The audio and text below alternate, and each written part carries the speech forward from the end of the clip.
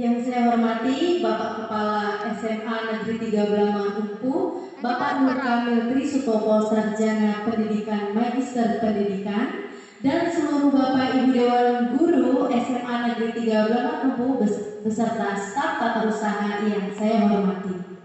Pertama-tama, marilah kita ucapkan puja dan puji syukur atas kehadiran Allah Subhanahu wa Ta'ala, karena berkat rahmat, taufik, dan hidayahnya pada hari ini kita dapat berkumpul di aula dalam rangka menyebarkan pemahaman dan penerapan pengalaman budaya positif di SMA Negeri 3 Belambangan Unpu.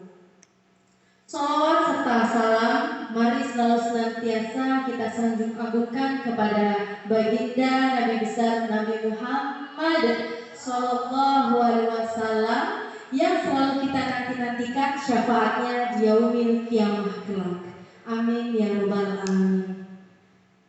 Bapak Ibu guru, marilah kita buka kegiatan pada hari ini dengan melafazkan lafaz basmalah. Bismillahirrahmanirrahim.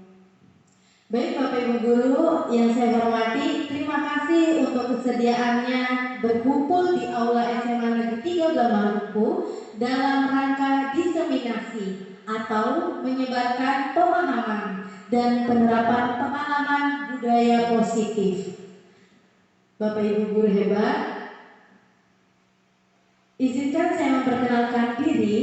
Saya Nur Anissa, Sarjana Pendidikan, selaku calon guru penggerak angkatan 9 Kabupaten Waikanan, Provinsi Lampung. Nah, sebelum kita masuk ke konsep budaya positif, saya ingin bertanya kepada Bapak Ibu sekalian, menurut Bapak Ibu, budaya positif itu seperti apa ya contohnya? Boleh silakan. Ya, betul sekali Ibu Win, mengajak anak sholat berjamaah di masjid itu contoh budaya positif yang baik, betul. Ada lagi Pak Erlando? Memberikan nilai positif, kemudian mencontohkan yang baik kepada peserta didik kita, itu merupakan budaya positif agar peserta didik kita di generasi selanjutnya dapat menjadikan generasi yang milenial yang lebih baik. Jadi budaya positifnya menirukan, menjadikan kita sebagai motivator atau motivasi kepada peserta didik. Terima kasih jawabannya. Nah, ini sebagai Pak Erlando, saya harus menjadi motivator kepada anak saya. Nah, betul sekali. Terima kasih untuk partisipasinya. Selanjutnya kita akan mengetahui mengenai konsep inti dari budaya positif yang akan kita belajar bersama-sama di sini. Yang pertama, perubahan paradigma belajar. Yang kedua, disiplin positif. Yang ketiga, nilai-nilai kebajikan. Yang keempat, kebutuhan dasar manusia. Yang kelima, motivasi perilaku manusia. Yang keenam, posisi kontrol guru. Yang ketujuh, keyakinan sekolah atau kelas. Dan yang terakhir, segitiga restitusi. Baik Bapak Ibu yang saya hormati, saya berdiri di sini bukan untuk menggurui atau untuk mengajak Bapak Ibu menjadi seseorang yang harus dengan paksaan saya, tapi kita di sini sebagai wadah sharing, bertukar pengalaman mengenai budaya positif yang ada di sekitar kita. Kita bersama-sama belajar. Saya tidak ada niat sama sekali menggurui, karena di sini ini bagian dari aksi nyata yang harus saya lakukan sebagai calon guru penggerak yang mengajak kolaborasi kepada seluruh warga sekolah untuk menciptakan budaya positif. Seperti itu ya Bapak Ibu. Kita akan ke bagian yang pertama, mengenai perubahan paradigma belajar. Dulu waktu kita sekolah, guru yang di sekolah kita itu biasanya hanya memberikan kita catatan ya Bapak Ibu, atau kita hanya mendengarkan penjelasan saja, berceramah seperti itu. Nah, paradigma pada kurikulum Merdeka saat ini khususnya itu dilandaskan atas filosofi Bapak pendidikan kita, yaitu Bapak Ki Hajar Dewantara. Beliau mengatakan bahwa merdeka itu artinya tidak hanya terlepas dari perintah, akan tetapi juga cakap memerintah diri sendiri. Maka di kurikulum merdeka ini harapan kita anak-anak itu bisa memerintah dirinya sendiri untuk berbuat baik, untuk belajar, untuk menyelesaikan masalah. Maka kita harus mengajak anak itu aktif di kelas, tidak lagi hanya mendengarkan guru menyampaikan materi. Kami guru penggerak belajar sudah ada 4 modul. Modul pertama mengenai filosofi Ki Hajar Dewantara, bahwa beliau bilang kita ini guru layaknya seorang petani. Misal petani padi, apa yang harus dilakukan oleh seorang petani padi agar padinya itu tumbuh dengan besar, padinya itu berbuah dengan besar-besar. Menurut Bapak Ibu, apa yang harus dilakukan para petani itu supaya menghasilkan panen yang bagus? Silakan Bu Sukma.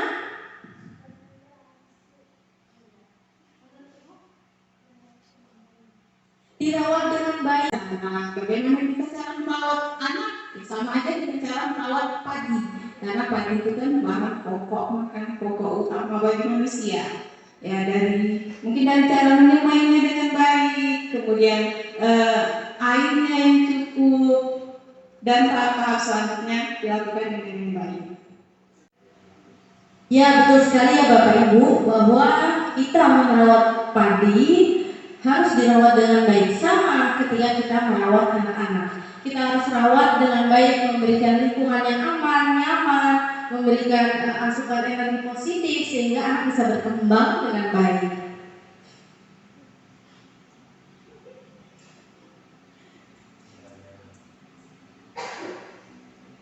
Nah Bapak Ibu, pembelajaran dengan paradigma baru yaitu pembelajaran yang berpusat pada siswa dengan menyesuaikan kodrat alam dan kodrat zaman murid saat ini berdasarkan filosofi Ki Hajar Dewantara untuk mewujudkan profil pelajar Pancasila. Nah, kodrat alam itu apa ya maksudnya? Kodrat alam itu kodrat pada diri anak tersebut. Apakah dia tipenya pemalu atau dia aktif, biasa bicara di depan, seperti itu. Kalau kodrat zaman berkaitan dengan zaman yang saat ini sudah berkembang teknologi sangat pesat. Nah, mau nggak mau kita mengajar harus menyesuaikan dengan keadaan teknologi ini. Tidak bisa kita mengajar secara konvensional. Kemudian dalam kurikulum Merdeka terdapat dimensi profil pelajar Pancasila yang harus kita wujudkan pada diri anak murid kita. Pertama, beriman bertakwa kepada Tuhan Yang Maha Esa dan berakhlak mulia. Kedua, berkebinekaan global. Ketiga, bergotong royong. 4, kreatif. 5, bernalar kritis. 6, mandiri. Nah, itu tadi. Jadi ada 6 profil pelajar Pancasila. Nah, sekarang kita akan belajar bersama-sama mengenai teori kontrol. Jadi kalau dulu kita kenal dengan stimulus dan respon. Dulu kita berikan stimulus, anak akan merespon, seperti itu teorinya. Nah, sekarang kita akan mempelajari teori kontrol itu seperti apa. Nah, saya mohon Bapak Ibu secara berpasangan, Pak Rizky dan Pak Erlando, Pak Ali dengan Bu Neti, kemudian Bu Wayan dengan Bu Sukma, Bu Nana dengan Bu Min. Coba salah satu yang duduk di posisi sebelah kiri deh. Yang A, tugasnya mengepalkan salah satu tangan. Ya, Bapak Ibu yang sebelah kanan mengepalkan salah satu tangan. Coba bayangkan bahwa yang Anda pegang itu adalah sesuatu yang sangat berharga dan tidak boleh, dan Anda pegang dengan sekuat tenaga gitu. Sedangkan sebelahnya Pak Erlando, Bu Neti, kemudian Bu Waya, kemudian Bu Nana sebagai yang A, yang B. Sebagai yang B, boleh membujuk, menghardik, mengintimidasi, memarahi, menggoda, menggelitik, bahkan doang untuk yang A. Supaya yang A mau membuka kepalan tangannya. Nah, coba boleh dilakukan dalam waktu 10 detik. Silahkan, apakah respon dari teman sebelahnya? Ya boleh menggoda, boleh mengajak memujuk gitu sampai biar supaya kepala tangannya terbuka. 10 detik aja, saya ikut ya Bapak Ibu. 1, 2, 3, 4, 5, 6, 7, 8, 9, 10. Iya. Nah, coba sekarang pertanyaan saya, apa yang terjadi? Apakah teman Bapak Ibu yang A membuka kepala tangannya? Tidak. Kenapa tidak memberikan kesempatan teman B untuk membuka tangannya? Yang membuat sesuatu yang berharga sih ya. Berarti itu kan yang mengontrol siapa? Pak Rizky atau Pak Erlando yang membujuk tadi? Yang mengontrol kepalan tangan itu? Pak Rizky, teman yang mengepalkan itu. Walaupun Pak Erlando menawarkan uang, menggoda, membujuk, temannya tidak membuka kepalan tangannya. Berarti kontrol untuk mengepalkan tangan itu kembali kepada diri yang mengepal. Jadi mau sekuat apapun kita, kalau ketika Rizky bilang no, saya tidak akan membuka kepalan tangan saya, ya maka tidak akan dibuka. Sama seperti kita mengontrol anak didik kita, gitu. Jadi ketika kita minta tolong anak, silahkan maju ke depan untuk menyampaikan materi. Kalau dia tidak mau, tidak mengizinkan dirinya untuk maju, maka tidak akan maju. Seperti itu.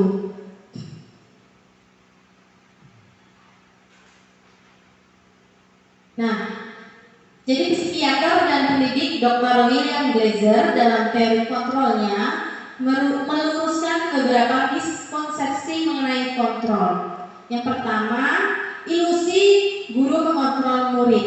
Jadi sebenarnya guru itu tidak mengontrol murid ketika bilang, silahkan masukkan bajunya. Tetapi dari diri anak itu sendiri, ketika dia memilih mengikuti kata-kata kita, maka akan dimasukkan baju itu. Tapi kalau dia enggak, lalu banyak alasan yang diterangkan atau dia kabur. Nah, yang kedua, ilusi bahwa kritik dan memaksa. Yang kedua, ilusi bahwa kritik dan membuat rasa bersalah mampu menguatkan karakter siswa.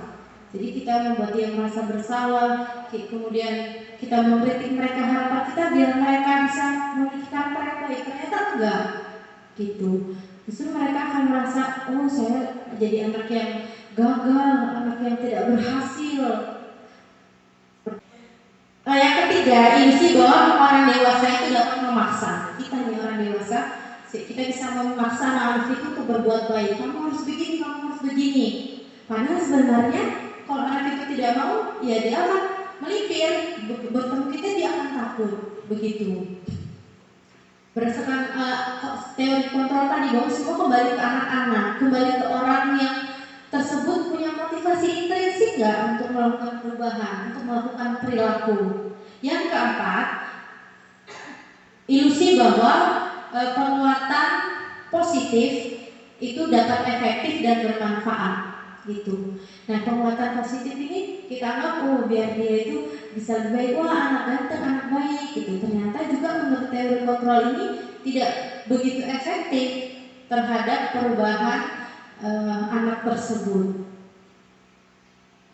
Baik Bapak Ibu, setelah kita mencoba kepalan tangan tadi, nah kita lihat perbedaan pendekatan stimulus respon dengan teori kontrol. Yang pertama, stimulus respon itu realitasnya, kebutuhannya itu sama. Jadi antara guru dan murid itu sama. Nah, kalau kita misalkan datangnya telat, apa yang harus kita lakukan? Apakah kita tidak bisa bangun pagi untuk hari ini? Nah, jadi kebutuhannya itu sama. Kemudian kalau teori kontrol ini realitas kebutuhannya itu berbeda-beda antara guru dengan murid, dan antara setiap murid itu berbeda. Kemudian stimulus respons, semua orang melihat hal yang sama dan kita mencoba mengubah orang agar berpandangan sama dengan kita. Karena mereka akan bekerja sesuai dengan stimulus yang diberikan. Tapi kalau teori kontrol ini, maka setiap orang memiliki gambaran yang berbeda dan berusaha untuk memahami pandangan orang lain tentang dunia. Perilaku memiliki tujuan, seperti tadi dia menggunakan tangan, punya tujuan bahwa ini sangat berharga, harus saya jaga. Kemudian hanya Anda yang bisa mengontrol diri Anda, bukan orang lain. Selanjutnya, Anda tidak bisa mengontrol orang lain, dan teori kontrol ini bekerja secara kolaborasi dan konsensus, menciptakan pilihan-pilihan baru secara konsisten maksudnya, dan berpikir menang-menang. Atau kalau kita udah dalam masalah nih, oke, win-win solutionnya seperti apa?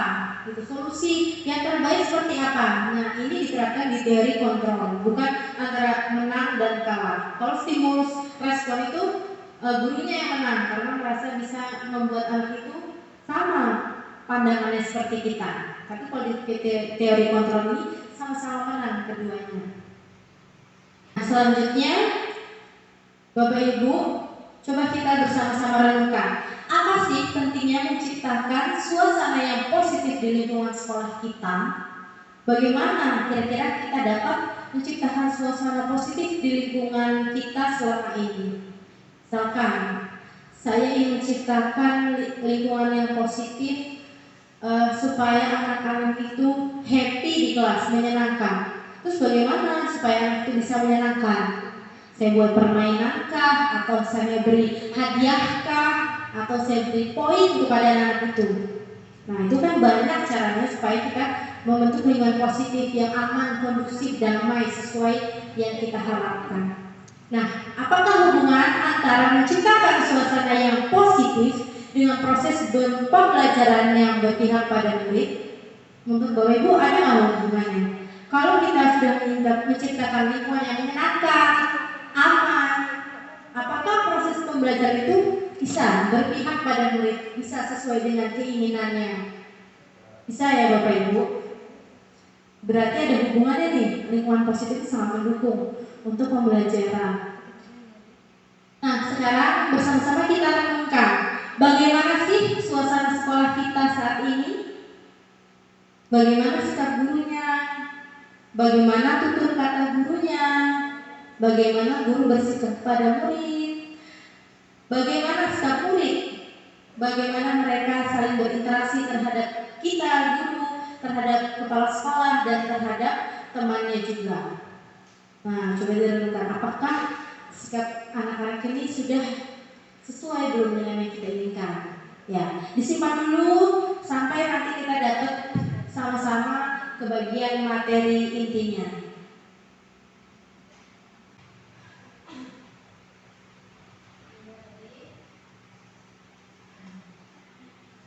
Nah, perubahan paradigma belajar berdasarkan standar nasional pendidikan bahwa lingkungan yang positif itu sangat diperlukan agar pembelajaran yang terjadi berpihak pada murid sebagaimana tertuang dalam standar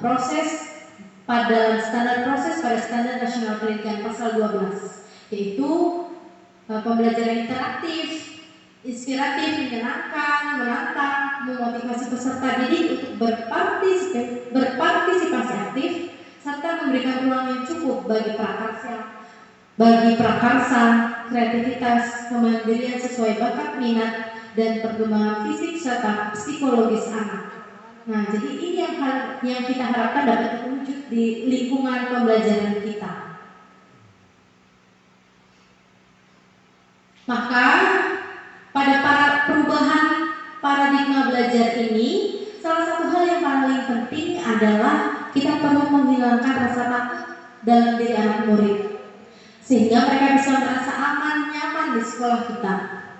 Berada di sekolah kita ini, kalau mereka membuat kesalahan, maka itu suatu proses pembelajaran, wajar, tidak apa-apa. Nah, yang penting menjadi lebih baik ke depannya. Hanya dengan demikian, semua murid dapat belajar dengan rasa tenang, tanpa tekanan dan nyaman. Nah, inilah perubahan paradigma belajar yang harus kita terapkan di sekolah kita.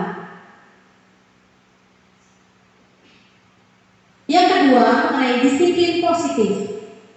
Disiplin positif itu seperti apa ya Bapak Ibu? Nah, disiplin positif ini adalah pendekatan yang mengajarkan bagaimana cara anak untuk mengontrol diri dan menguasai diri. Jadi kita mengajarkan anak untuk bisa mengontrol diri, menguasai diri untuk memilih tindakan yang berasal dari motivasi intrinsik yang mengacu pada nilai kebajikan universal dan tidak terpengaruh pada adanya hukuman maupun hadiah. Nah, tugas kita menciptakan disiplin positif ini di lingkungan kita, supaya anak itu tidak ada ketergantungan dengan hadiah maupun dengan ancaman atau hukuman. Nilai-nilai kebajikannya itu apa saja? Seperti apa Bapak Ibu? Nilai kebajikan yang dimaksud adalah sifat-sifat positif sifat-sifat positif manusia yang merupakan tujuan mulia yang ingin dicapai individu. Nah, nilai ini bersifat universal, lintas bahasa, suku bangsa, agama maupun latar belakang. Jadi nilai universal ini berasal dari kesepakatan bersama. Kalau di lingkungan kita masih punya kesepakatan bersama ya, bahwa ketika berbicara dengan guru dengan cara yang sopan, nah kita tidak tertuang dalam peraturan apa, tapi ini sudah kita sepakati bersama. Ketika bertemu dengan guru itu menunduk, permisi Bu. Nah, nilai-nilai seperti itu, menghormati, mengembalikan barang teman, seperti itu. Nah, kalau menurut William Glasser pada teori kontrol 1984, setiap perilaku perbuatan memiliki tujuan. Dengan menaikkan nilai-nilai kebajikan yang diyakini seseorang, maka motivasi intrinsik akan terbangun sehingga menggerakkan motivasi dalam diri untuk dapat mencapai tujuan mulia. Ini berdasarkan Diane Gosser. Nah, Diane Gosser nanti akan mengungkapkan teori kontrol. Ada berapa sih yang biasanya dilakukan oleh guru, itu juga akan kita bahas. Nah, nilai-nilai kebajikannya itu berupa profil pelajar Pancasila tadi, kemudian termasuk kita kesetaraan, bahwa setiap murid harus memakai sepatu warna hitam. Itu kan nilai kebajikannya, supaya sederhana, setara, yang kaya mau yang miskin, yang anak pejabat atau anak petani, semua sama, sepatunya warnanya hitam, tidak ada yang merah, tidak ada yang Nike maupun yang macam-macam gitu. Nilai kesetaraan, hormati, saling menghargai, itu yang harus kita munculkan dalam setiap kegiatan pembelajaran. Selanjutnya, kebutuhan dasar manusia. Nah, ini tidak hanya murid, tapi guru juga memiliki kebutuhan ini. Yang pertama adalah kebutuhan dasar ini. Yang pertama, bertahan hidup. Kita guru tentu bertahan hidup juga ya Bapak Ibu, makan, minum, terus tempat tinggal, pakaian. Itu kebutuhan bertahan hidup yang pertama. Yang kedua, kebutuhan kebebasan, bahwa kita bisa bebas memilih sesuatu, mencoba hal baru. Anak-anak juga seperti itu. Ketika mereka hanya duduk, apakah mereka punya kebebasan? Kebebasan apa Pak? Nanti kalau berdiri di mana? Oh, tergantung situasi. Kalau sedang berdiskusi, berarti anak boleh duduk, boleh berdiri. Tapi kalau ketika guru menjelaskan saja. Anak boleh berdiri nggak? Boleh. Kalau mau ke WC. Oh, kembali ke gurunya masing-masing. Bagaimana caranya? Oke. Nah, seperti itu. Berarti kebebasan, dia boleh duduk, memilih hari ini mau belajarnya gimana gitu. Kemudian mereka juga membutuhkan rasa kasih sayang dan diterima.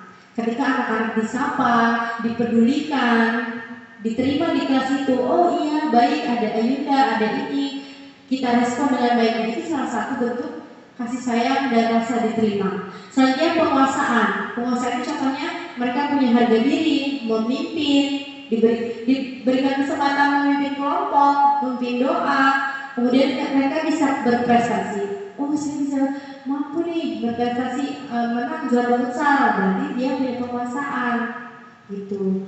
Selanjutnya kesenangan, nanti contohnya bisa bermain, humor, tertawa.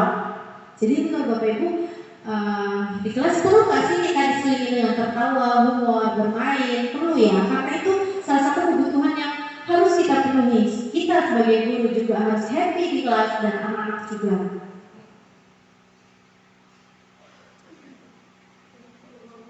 Yang kelima, mengenai motivasi perilaku manusia. Nah, sebelum kita masuk, kita permainan dulu biar nggak ngantuk ya Bapak Ibu. Masih semangat? Oke, sekarang permainannya pegang Eli, gitu ya. Jadi tangan Bapak Ibu begini. Satunya Rizky, begini, Fernandonya begini. Ya, tangan kiri buka, tangan kanannya seperti ini. Nanti, ya, karena di sini ada orang, berarti di sini aja. Fernando, tangannya tangan ini. Bapak begini.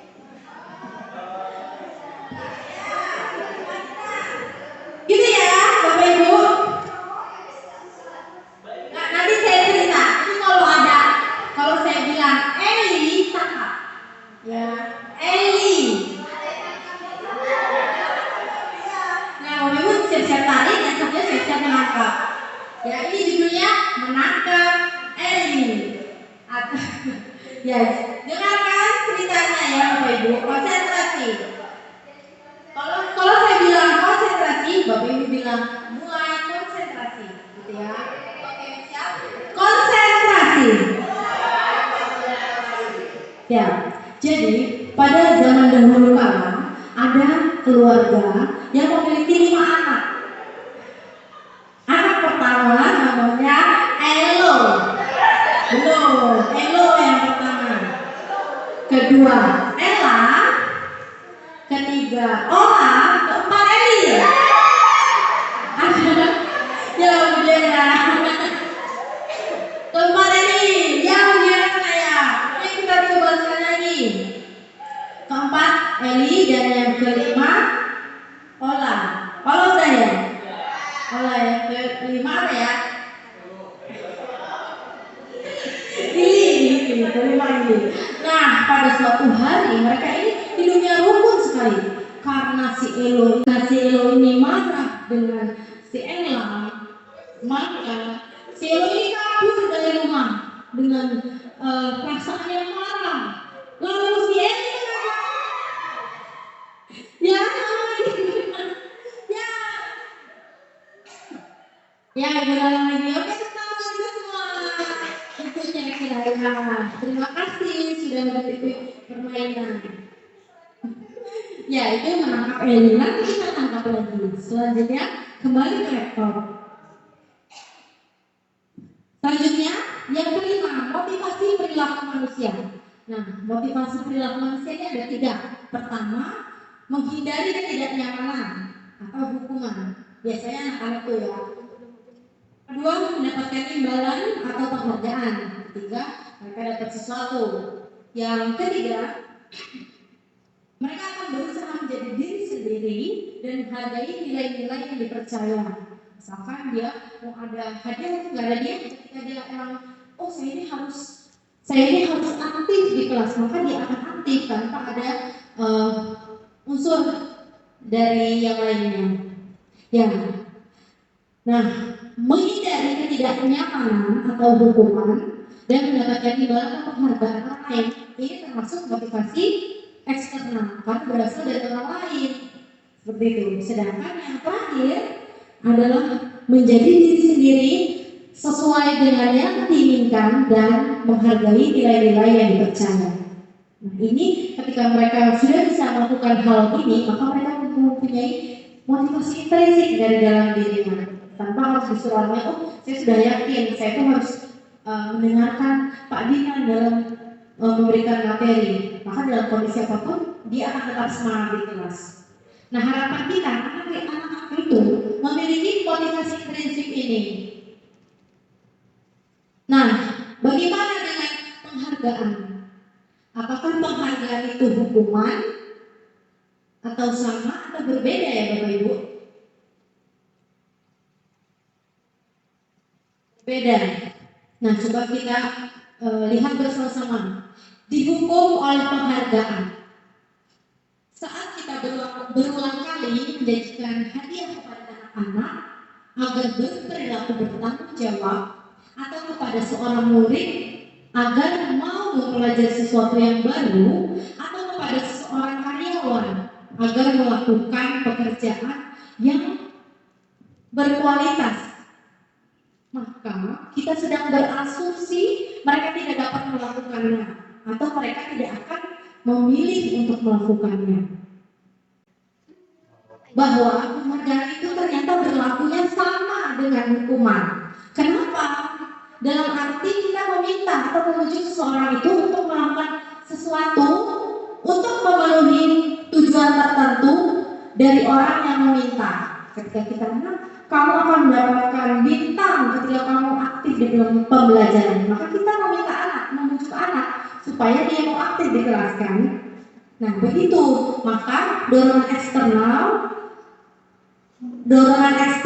ini ada faktor ketergantungan. Nah beberapa dampaknya, yang pertama ada pengaruh jangka pendek dan jangka panjang.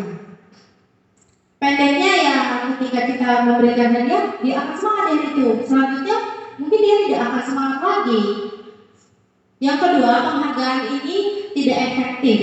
Tidak efektif ketika kita memberikan hanya kepada sebagian anak saja, ya tidak kepada semua. Yang ketiga, penghargaan merusak hubungan. Nah, ketika penghargaan yang tidak diberikan hanya pada satu orang, maka akan merusak hubungan dengan apa? Oh ya, ini Bu, dia dapat hadiah, saya kok nggak dapat. Nah, ada faktor keirian itu tadi. Selanjutnya, penghargaan mematikan kreativitas. Nah, dengan penghargaannya akan yang penting saya harus menang. Padahal mungkin dia tidak kreativitasnya tidak ke arah sana, hanya mengejar penghargaan, maka dia akan berbuat sesuatu itu tidak sesuai dengan bakat, minat dan kondisi anak tersebut. Yang terakhir, penghargaan ini menghukum. Contohnya ketika ranking, maka yang ranking 1, 2, 3 ya tentu mereka akan mendapatkan penghargaan. Tapi bagaimana yang ranking 28 dari 28 orang? Yang ranking terakhir, oh berarti saya ini paling buruk, saya ini paling terakhir. Nah seperti itu. Penghargaan yang menghukum seperti itu contohnya Bapak Ibu.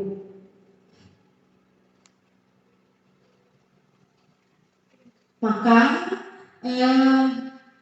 bisa kita alihkan ke dalam bentuk program kebajikan atau apresiasi. Nah, apa bedanya apresiasi dengan penghargaan? Nah, ada beberapa hal yang perlu diingat dalam memberikan apresiasi. Yang pertama, beri dukungan secara khusus. Bapak Ibu mengapresiasi terhadap kinerjanya yang seperti apa. Yang kedua, pengakuan itu secara pribadi, tidak perlu di depan kelas. Nah, kamu sudah bagus, oke, ini sudah baik. Selanjutnya, beri pengakuan kepada semua murid secara bergantian. Nah, ini secara pribadi. Oh, Anista, kamu sudah baik sekali pertanyaan. Ini kemudian si Ayunda, kamu juga sudah bagus dalam menjawab. Jadi semua dapat, tidak ada yang iri. Kalau apresiasi seperti itu. Kemudian secara konsisten itu diberikan dan berfokus pada proses, bagaimana anak itu bisa bertanya. Yang tadinya pemalu, oh dia mencoba dengan sekuat tenaga sampai keringat segede jagung. Nah itu perlu kita apresiasi. Terima kasih sudah bertanya, pertanyaannya bagus, walaupun belum sesuai dengan yang kita harapkan. Tapi anak sudah mau berproses. Yang tadinya tidak pernah bertanya, mereka mau bertanya. Nah, contoh dari pengakuan atau apresiasi kebajikan. Pembukanya seperti ini contohnya. Kemarin saya perhatikan rasa empatimu besar sekali ya, karena kamu mau menolong murid baru di kelas kita. Seperti itu apresiasi. Jadi secara spesifik, oh saya sudah menolong anak baru ini ketika dia butuh bantuan, sehingga nilai empatinya juga kita sebutkan. Oh kamu nilai kebajikannya kita paparkan, kamu sudah berempati kepada kawanmu. Yang kedua, saya menghargai kepedulianmu pada saat kamu membantu teman-temanmu di tugas kelompok. Nah, bukan oh iya ini yang aktif si Ayu aja nih, yang lain mana nih gitu. Tapi kita lebih ke apresiasi dalam prosesnya. Saya menghargai Ayunda karena udah peduli dengan teman pada saat bekerja secara kelompok. Yang ketiga, bentuk apresiasinya adalah terima kasih untuk tanggung jawabmu pada saat kamu membuat kertas-kertas yang berserakan di lantai. Nah ini kita mengapresiasi karena anak itu sudah mau membersihkan. Ini kan biasanya kita lakukan ya Bapak Ibu ketika masuk. Nah silakan anak-anak dipungut kertasnya masih berserakan. Nah setelah itu kita berikan apresiasi positif kepada mereka supaya mereka oh iya ternyata ini termasuk rasa tanggung jawab saya sebagai murid yang tinggal di kelas ini harus membuat suasana tetap bersih gitu. Jadi kita kasih tahu apa sih yang sudah muncul nilai kebaikan pada dirinya. Nah, bagaimana dengan hukuman? Kemudian konsekuensi dan restitusi, apa bedanya? Kalau hukuman, nah biasanya tindakan terhadap suatu pelanggaran pada umumnya berbentuk hukuman atau konsekuensi. Apa bedanya hukuman dan konsekuensi ya Bapak Ibu? Kalau hukuman, contohnya seperti apa? Misalkan ada yang pakai sepatu putih, maka kalau bentuk hukuman kita menghukumnya seperti apa? Ya, anak kemarin kita itu untuk lepas sepatunya, betul sekali Pak. Berarti itu secara langsung ya kita berikan. Kemudian konsekuensi, tapi anak itu sama-sama melepas sepatu, begitu. Terus kita panggil orang tuanya, berarti ada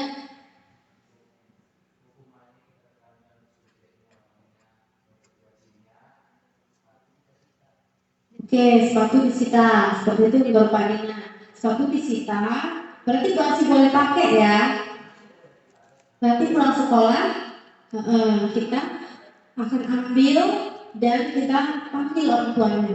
Berarti dua-duanya masih sama-sama membuat tidak nyaman anak ya, karena pulang harus tidak pakai sepatu. Kemudian hukuman juga membuat tidak nyaman di kelas. Kemudian ada lagi restitusi. Nah, ini yang diharapkan bisa kita terapkan di lingkungan sekolah kita berdasarkan disiplin positif dan budaya positif.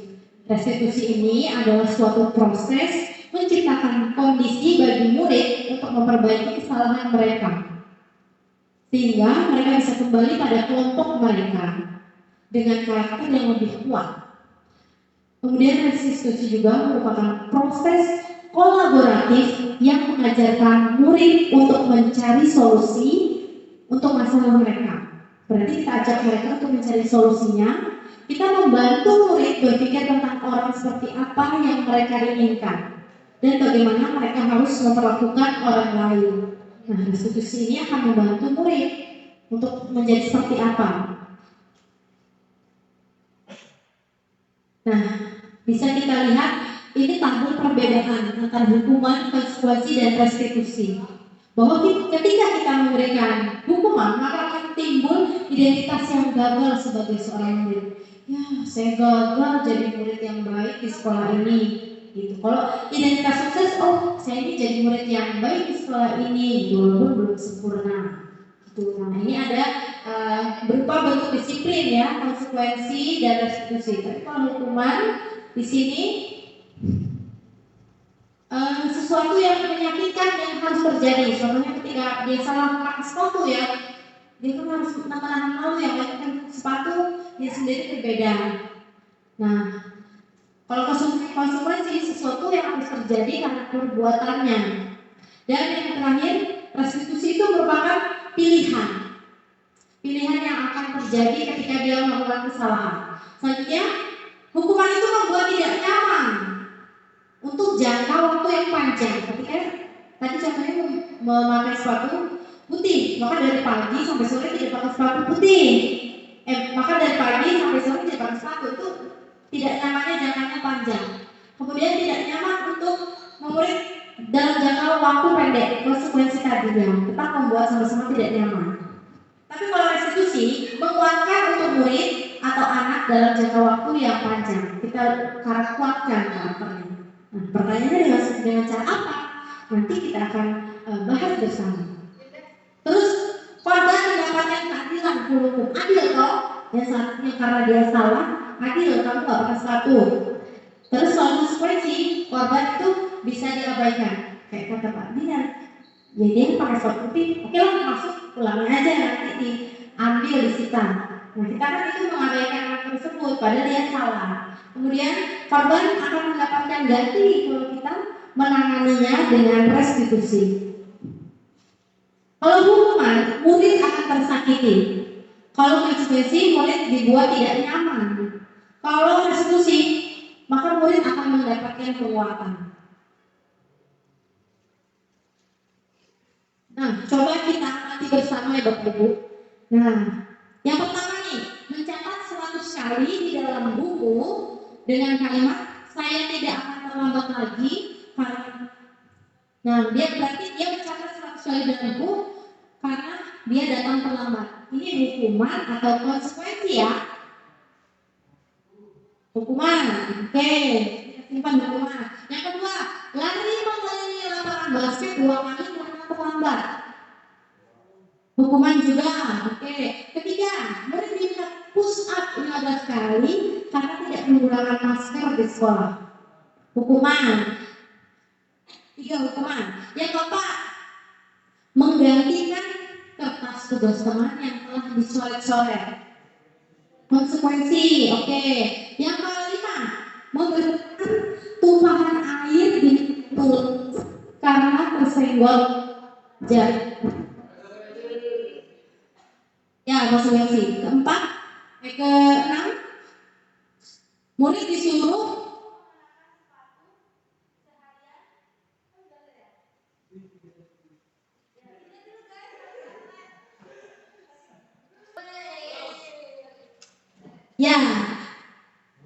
murid disuruh mengenakan sepatu seharian di sekolah karena tidak menggunakan sepatu.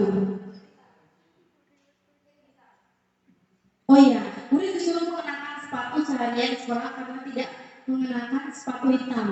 Ini maksudnya melepas ya. Ya, murid disuruh untuk melepas sepatu seharian di sekolah karena tidak mengenakan sepatu hitam. Hukuman konsekuensi? Hukuman. Kemudian lari mengelilingi lapangan basket 2 kali karena terlambat 10 menit untuk pelajaran PJOK. Hukuman konsekuensi. Oke, kita lihat jawabannya adalah mencatat 100 kali karena terlambat itu hukuman. Lari mengelilingi lapangan basket karena bukan jam pelajaran olahraga, maka dia hukuman. Menggantikan kertas itu adalah konsekuensi. Membersihkan tumpahan juga konsekuensi. Dan melepaskan sepatu, ya karena ini hukuman. Dan yang terakhir, mengelilingi lapangan basket 2 kali karena terlambat untuk pelajaran PJOK. Maka dia konsekuensi karena memang posisinya lagi olahraga, lari tidak masalah. Kalau kita terlambat kimia harus lari, nah itu baru hukuman. Konsekuensi sesuai dengan konteksnya. Alhamdulillah, berarti kan diresapi. Alhamdulillah. Selanjutnya yang keenam. Nanti kita menangkap Eli lagi ya. Yang keenam, posisi kontrol dulu. Nah, harapan saya Bapak Ibu bersama-sama kita merefleksi diri masing-masing. Di manakah posisi kita saat ini? Pertama, sebagai penghukumkah memberikan hukuman kepada murid-murid? Kedua, membuat rasa bersalah. Ketiga, sebagai teman. Yang keempat, sebagai pemantau. Yang kelima, sebagai manajer. Nah, ini ada 5 posisi kontrolnya: penghukum, pembuat orang bersalah, teman, pemantau, dan manajer. Guru berbuat ketika menghukum, menghardik, kamu terlambat, gitu, menunjuk-nunjuk, menyakiti, dan menyindir. Itu kita sedang memberi hukuman. Kalau berceramah dan mengatakan, nah seharusnya kamu begini, nah ibu kecewa. Nah, kalau saya ini di posisi pembuat merasa bersalah, saya akui. Karena saya sering bilang ke Yusron, sekarang saya itu, ibu kecewa dengan kamu, kenapa kamu selalu terlambat? Nah, kalau saya refleksi sebagai pembuat orang merasa bersalah. Selanjutnya sebagai teman, membuatkan alasan-alasan untuk muridnya. Kalau telah, udah kamu masuk aja nggak apa-apa deh. Nanti ibu bilang kamu habis pecah ban. Nah, itu posisinya sebagai teman, membantu murid. Padahal dia salah toh, terlambat. Kalau pemantau, menghitung dan mengukur. Misalkan saya guru piket, oh kamu udah 2 kali, 3 kali nih terlambat, kamu akan melakukan apa dengan ini? Konsekuensinya seperti apa? Apa peraturannya? Nah, manajer, kalau manajer akan mengajukan pertanyaan-pertanyaan gitu. Kemudian guru berkata, kalau penghukum, kalau kamu tidak melakukan, awas loh, rasakan gitu. Nah, itu pemberi penghukum. Ya, kemudian hasilnya akan membentak-bentak menyalahkan orang lain. Anak-anak itu, ini hasil terhadap anaknya maksudnya. Anaknya akan membentak, anak akan menyalahkan orang lain, dan dia akan berbohong karena ketakutan tadi. Kemudian kaitannya dengan dunia berkualitas. Dunia berkualitas ini dunia yang diharapkan oleh anak-anak yang ada di kelas. Maka mereka akan meletakkan guru di luar dunia berkualitas. Kemudian murid akan berkata, biarkan saja, nanti juga marah lagi gitu. Kemudian dampaknya akan mengulangi kesalahan gitu. Itu kalau sebagai penghukum. Yang kedua, membuat merasa bersalah. Kamu seharusnya begini, kamu kan sudah tahu.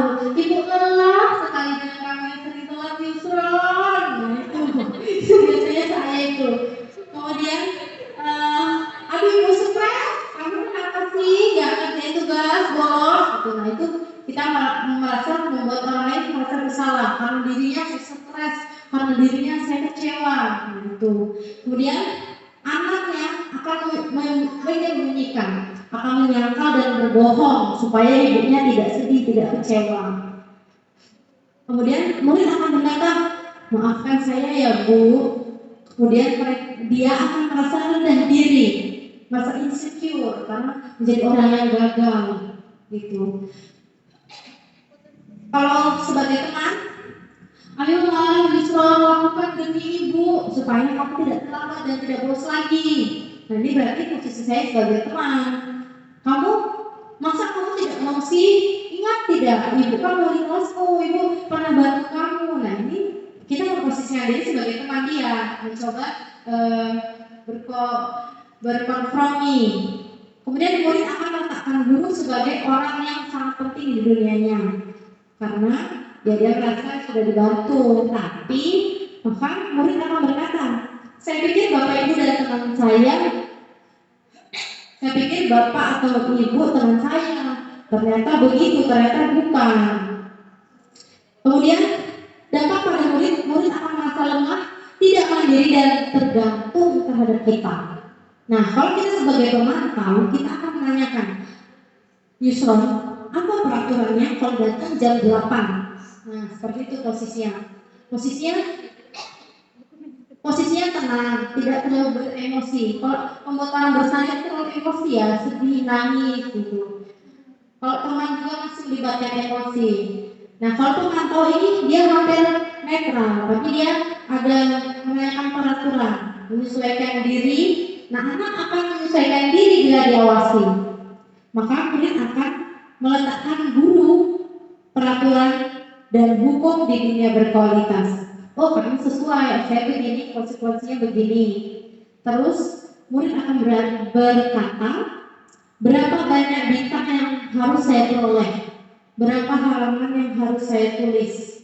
Nah ini kan saya dipantau sama Bu Ewi kalau nulis dapat nilai. Nah ini masih sebagai pemantau karena masih bergantung terhadap kita. Kemudian anak akan menitik beratkan pada sanksi atau hadiah untuk dirinya. Itu kalau di posisi pemantau. Nah, kita mengajarkan anak untuk menghargai diri sendiri. Harapannya kita bisa di posisi manajer ini, Bapak Ibu. Kita mengajukan pertanyaan kepada anak-anak murid. Bagaimana caranya? Guru berkata, apa yang kita yakini, Yusron? Apa yang bisa kita kerjakan untuk memperbaiki masalah ini? Jadi ada solusinya, ada win-win solutionnya. Bagaimana nih supaya kamu bisa datang tepat waktu? Keyakinan kita apa ya? Harusnya datang tepat waktu, Bu, gitu. Jadi tidak terhadap peraturan dan konsekuensi, tapi mengenai apa yang kita yakini dalam hati diucapkan dan diperbuat. Kemudian menguatkan pribadi hasilnya. Nah, murid akan meletakkan dirinya sebagai individu yang positif dalam dunia berkualitas. Bagaimana? Murid akan berkata, bagaimana caranya saya bisa memperbaiki keadaan? Kemudian dampak pada murid mengevaluasi diri, bagaimana cara memperbaiki diri. Nah ini yang kita harapkan, muncul evaluasi dari dalam diri anak tersebut, bukan dari kita. Nah coba kita amati lagi.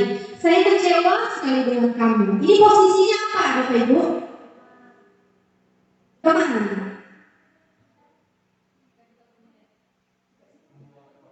Penghukum, pembuat orang merasa bersalah, teman, pemantau, dan manajer. Ya. Pembuat masalah, oke, kita tampung dulu. Kamu tidak pernah benar melakukannya. Penghukum, ayolah lakukan demi Bapak Ibu. Teman, apakah kamu mau mendapatkan stiker bintang hari ini? Pemantau, oke. Bagaimana kamu bisa menyelesaikan masalah ini? Ini karena kita minta berpikir. Kamu selalu paling terakhir.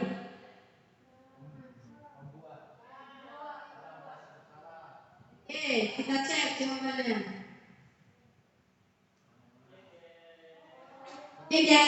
Saya kecewa, membuat merasa bersalah betul. Kamu tidak pernah benar melakukannya. Nah ini penghukum. Ayolah teman. Stiker pemantau. Bagaimana manajer ya anak? Kalau kamu selalu, kamu gini, kamu terlambat. Nah itu kita sudah sebagai penghukum sebenarnya. Dan itu biasanya saya juga masih di situ posisinya.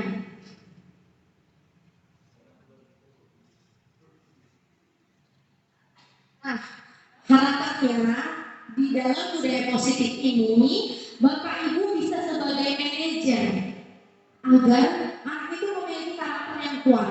Nah, posisi ini guru berbuat sesuatu bersama dengan murid, berkolaborasi, kemudian berdiskusi, mempersilahkan murid untuk mempertanggungjawabkan perilakunya, mendukung murid agar dapat menemukan solusi atas permasalahannya sendiri. Guru menggunakan metode segitiga restitusi sehingga diharapkan terwujud identitas positif. Nah, pertanyaannya gimana kita bisa menerapkan sebagai manajer ini, toh? Apa yang harus dilakukan? Tahap-tahap apa? Pertanyaan seperti apa? Nah, ini akan kita bahas selanjutnya. Oh, kita ke keyakinan kelas dulu. Nah, mengenai peraturan dan konsekuensi, itu pertanyaan di posisi pemantau. Kalau di manajer, tadi bertanyanya, Yusron, apa yang kamu yakini? Ya, apa bedanya keyakinan dengan peraturan? Kenapa? Emang nggak sama aja? Emang apa bedanya? Kalau kita menerapkan keyakinan, maka seseorang itu akan tergerak dan bersemangat untuk menjalankan keyakinannya daripada hanya sekedar mengikuti serangkaian peraturan tertulis tanpa makna. Nah, guru dan murid membuat kesepakatan mengenai keyakinan kelas yang berisikan nilai-nilai kebajikan yang diyakini dan harus diterapkan. Jadi di sini murid dan guru membuat kesepakatan kelas sesuatu yang diyakini. Oh, ini yang dirasa benar, dirasa harus diterapkan supaya kondisi kelas tetap aman dan kondusif. Nah, harapannya nanti Bapak Ibu wali kelas bisa membuat keyakinan kelas ini bersama dengan anak-anak. Anak memberikan kesempatan apa yang kamu inginkan, apa yang kamu yakini harus diterapkan di kelas. Nah, tahapannya seperti apa? Maka kita harus melihat daftar kebajikan yang telah disusun bersama. Nilai-nilai yang harus diperhatikan di dalam kelas itu yang harus diterapkan. Kalau di 10.3 itu mereka yakin nilai saling menghargai dan menghormatinya Bu harus diterapkan. Oke, disusun lagi apa nilai-nilai yang harus kita terapkan. Nilai kebajikannya, kesetaraankah, saling menghormati, mandiri. Nah, nilai-nilai kebajikan yang mana yang harus kita munculkan dalam diri anak. Nah, kemudian ditulis, dibuat daftar dan dibuat poster, ya, menggunakan karton boleh, menggunakan kanva juga boleh, Bapak Ibu. Kemudian pembentukan keyakinan kelas atau sekolah. Keyakinan kelas ini bersifat lebih abstrak daripada peraturan. Kalau peraturan kan lebih rinci dan konkret. Itu dia lebih secara umum aja. Nilai apa yang dimunculkan. Kemudian keyakinan kelas berupa pernyataan-pernyataan universal secara umum. Ketiga, keyakinan kelas dibuat dengan kalimat positif.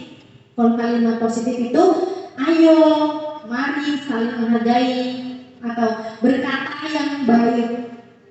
Kalau negatif, jangan berkata kasar, jangan tidak, itu kan negatif ya konotasinya. Makanya harus ke dalam positif, ayo ajarkan, terapkan seperti itu. Keyakinan kelas sebaiknya sesuatu yang dapat diterapkan di lingkungan tersebut. Semua warga kelas hendaknya ikut berkontribusi dalam pembuatan keyakinan kelas lewat kegiatan curah pendapat. Jadi boleh bekerja secara kelompok atau setiap orang menulis di post-it ditempel dan bersedia meninjau kembali keyakinan tersebut dari waktu ke waktu.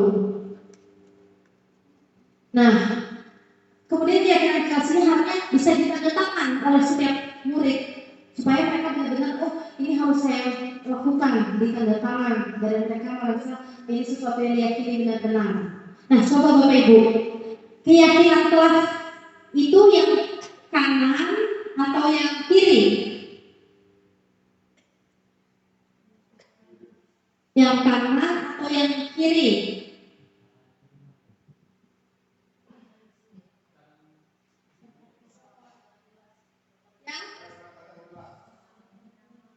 Ya, dua-duanya judulnya kesepakatan kelas. Isinya apa? Datang tepat waktu mengucapkan salam. Atau kami guru dan murid saling menyayangi. Kan itu kasih salam. Halo, hai, assalamualaikum. Yang kanan. Ya, betul yang kanan ya. Karena dia bersifatnya abstrak, positif, terus dia ada nilai-nilai, oh saling menyayangi, semangat, peduli. Nah, ada nilai-nilai yang nilai-nilai kebajikan yang dituliskan di keyakinan kelas. Kalau itu kesepakatan aja bahwa kita harus menjaga tanpa ada nilainya, berarti peduli terhadap lingkungan. Nah, ini nilai yang apa? Nilai kebajikan yang apa? Kalau kita mengembalikan buku ke tempat, bertanggung jawab, mandiri, saling menghargai, menghormati. Ya, bertanggung jawab. Kalau dilarang mengganggu orang lain, menghormati, menghargai. Hadir di sekolah 15 menit sebelum pembelajaran. Ya, ada. Menghormati orang lain, berkomitmen, disiplin, betul ya Bapak Ibu. Dilarang melakukan kekerasan nilai kebajikannya, keselamatan menghormati orang lain. Gitu. Jadi saling menghormati itu sudah termasuk tidak membuat kekerasan, tidak mengganggu. Nah, masih abstrak dia nilai saling menghargai itu masih secara umum. Tapi itu harus kita tempel nilai-nilai itu sebagai bentuk keyakinan kelas. Dilarang menggunakan narkoba, maka itu menjaga kesehatan. Menghormati orang lain dengan bergantian menunggu giliran, gunakan masker untuk kesehatan dan jangan berlari di kelas untuk keselamatan. Insya Allah semangat ya Bapak Ibu. Nah, kita sampai ke bagian terakhir. Bagian terakhir segitiga restitusi. Apa itu segitiga restitusi? Nah,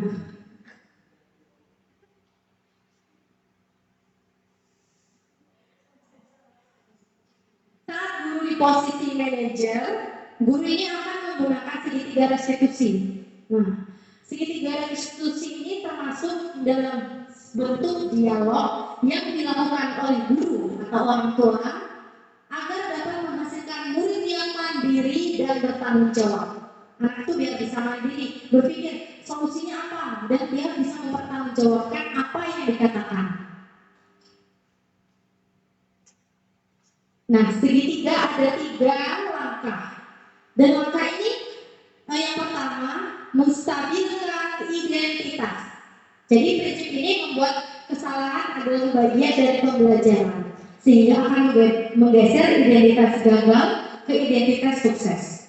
Misalkan terlambat, ya Yusron wajar kalau kamu terlambat karena ban motormu pecah, ya itu wajar. Maka besok apa yang harus kamu lakukan? Kamu bersediakah untuk memperbaikinya gitu. Tapi menstabilkannya tadi ketika kita bilang, oke Yusron tidak apa-apa, manusia wajar dan melakukan telat, itu wajar, nggak apa-apa, nggak masalah. Ban itu di luar kendali kita, pecahnya. Ban itu di luar kendali kita pecahnya.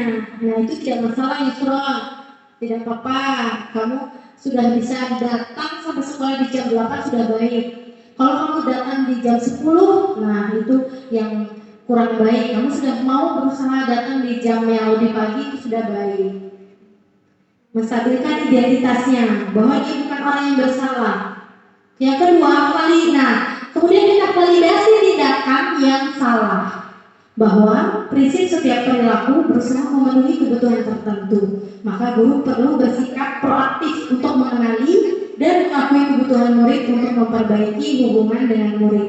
Jadi kita harus memperbaiki hubungan dengan itu, dengan si Yusron.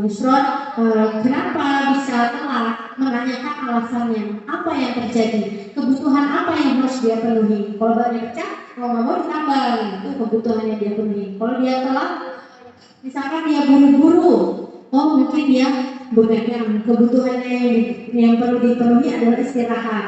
Nah kita harus tahu alasannya, kenapa seperti itu. Jadi kita ajak anak untuk jujur, benar-benar kita harus cari tahu kebutuhannya apa sih yang sedang dia penuhi sehingga dia melakukan kesalahan itu. Selanjutnya, menanyakan keyakinan. Nah, guru memberikan pertanyaan-pertanyaan yang bermakna kepada murid untuk memunculkan motivasi intrinsiknya, sehingga murid akan mampu mengaitkan keyakinan dengan tindakan yang salah. Nah, Yusron, keyakinan kelas kita seperti apa ya? Oh iya Bu, saya harus datang tepat waktu. Iya, benar sekali. Nah, maka apa yang harus kamu lakukan supaya tidak telat lagi? Nah, gitu. Jadi posisi emosi kita normal, santai, tidak sebagai pembuat salah maupun kita marah-marah. Nah ini contoh segitiga restitusi yang saya lakukan dengan salah satu murid kita.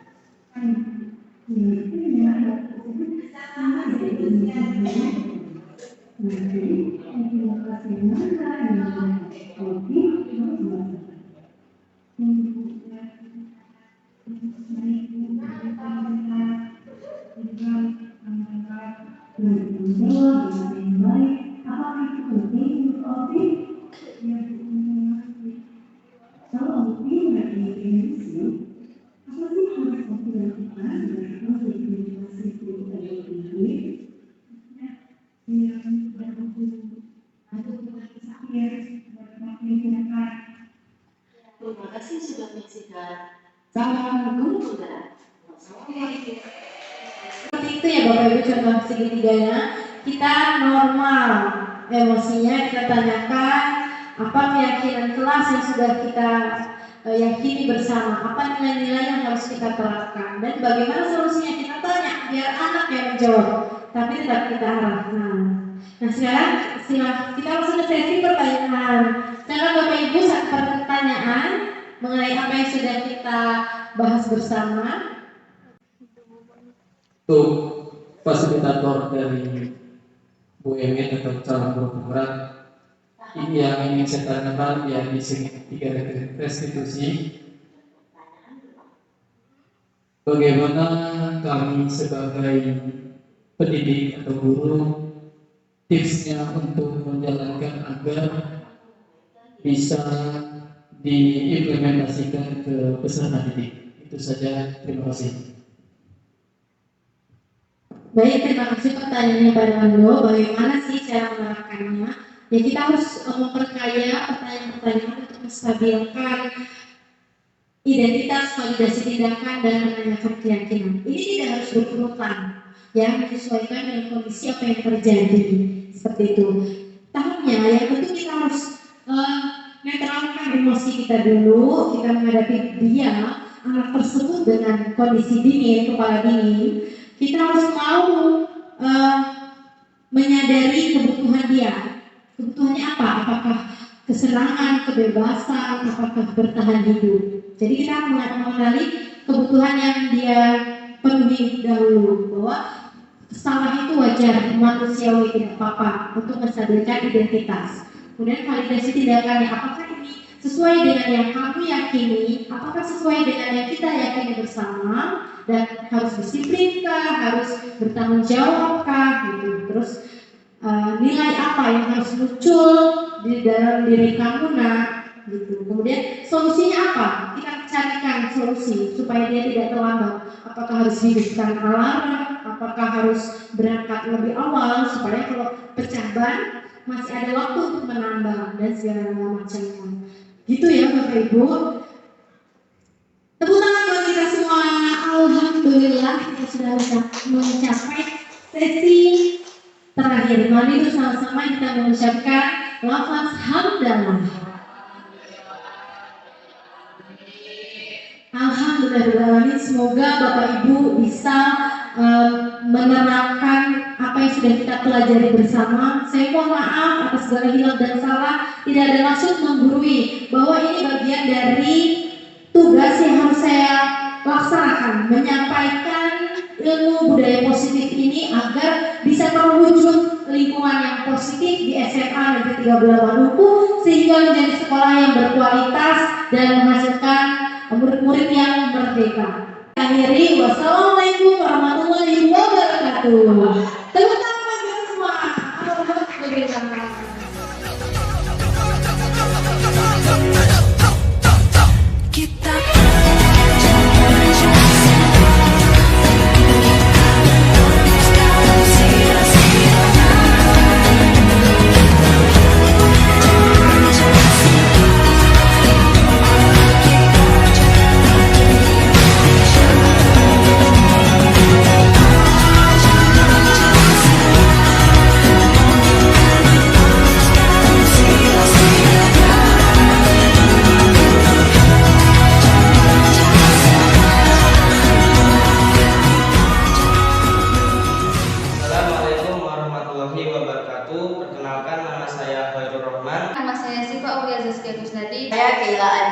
Saya Dimas Adrianto. Nama saya Eva Febriana. Saya Muhammad Akbar Dwi Kurniawan dari kelas 10-3. Bagaimana perasaanmu saat membuat keyakinan kelas? Menurut saya merasa sadar. Perasaannya sangat senang dan antusias. Saya sangat antusias. Rasa senang. Merasa sangat nyaman. Perasaannya sangat senang dan merasa sadar. Apakah pembuatan keyakinan kelas penting dilakukan? Mengapa? Menurut saya keyakinan kelas itu penting karena adanya keyakinan kelas, kami dan teman-teman bisa lebih bertanggung jawab dalam menjaga kebersihan kelas, kedisiplinan waktu yang sudah disepakati.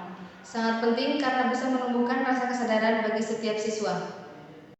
Pembuatan keyakinan kelas itu sangat penting karena warga kelas itu ikut membuat keyakinan kelas tersebut. Jadi menumbuhkan rasa tanggung jawab kepada seluruh anggota kelas. Menurut saya keyakinan di kelas itu penting karena untuk meningkatkan kedisiplinan siswa maupun guru serta membuat kelas lebih nyaman bagi seluruh anggota kelas. Iya, keyakinan kelas itu sangatlah penting karena dengan adanya keyakinan itu anak menjadi semangat. Keyakinan kelas itu penting bagi siswa karena dengan keyakinan kelas seorang siswa bisa berperilaku dengan baik di dalam kelas dan bisa saling menghargai terhadap teman.